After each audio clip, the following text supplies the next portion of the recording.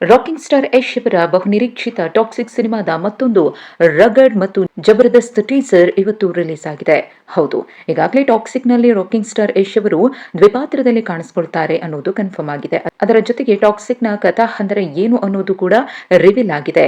ಇದೀಗ ರಿಲೀಸ್ ಆಗಿರುವಂತಹ ಟೀಸರ್ ನಲ್ಲಿ ಚಿತ್ರದಲ್ಲಿನ ರಗಡ್ ಹೀರೋಯಿನ್ಸ್ ನ ಲುಕ್ ಅನ್ನ ರಿವೀಲ್ ಮಾಡಲಾಗಿದೆ.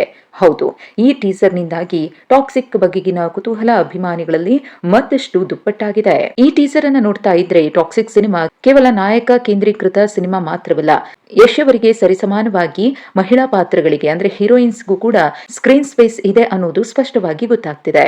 ಇನ್ನು ಟೀಸರ್ನ ವಿಚಾರಕ್ಕೆ ಬರೋದಾದ್ರೆ, ಲೇಡಿ ಸೂಪರ್ ಸ್ಟಾರ್ ನಯನತಾರ ಅವರು ಇಂಟರ್ನ್ಯಾಷನಲ್ ಮಾಫಿಯಾ ಕ್ವೀನ್ ಆಗಿ ಅಬ್ಬರಿಸಲಿದ್ದಾರೆ. ಇವರದು ಗಂಗಾ ಪಾತ್ರ.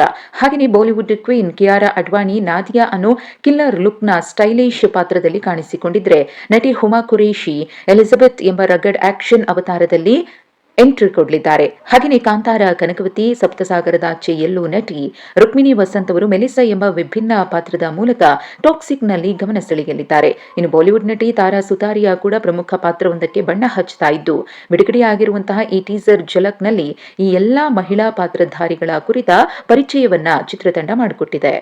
ಇನ್ನು ಇದೇ ಟೀಸರ್ ನಲ್ಲಿ ಯಶ್ ಅವರು ಕೊನೆಯದಾಗಿ ಹೇಳುವಂತಹ ಡೈಲಾಗ್ ಅಭಿಮಾನಿಗಳನ್ನ ಹುಚ್ಚೆಬ್ಬಿಸಿದೆ. ಅದೇನಪ್ಪಾ ಅಂದ್ರೆ, ಲೇಡೀಸ್ ಅಂಡ್ ಲೇಡೀಸ್, ಒಬ್ಬೊಬ್ಬರೇ ಬರ್ತೀರಾ ಇಲ್ಲ ಎಲ್ಲ ಒಟ್ಟಿಗೆ ಬರ್ತೀರಾ ಅಂತ ಹೇಳಿ ಖಡಕ್ ಡೈಲಾಗ್ ಅನ್ನ ರಾಕಿಂಗ್ ಸ್ಟಾರ್ ಯಶ್ ಹೊಡೆದಿದ್ದಾರೆ.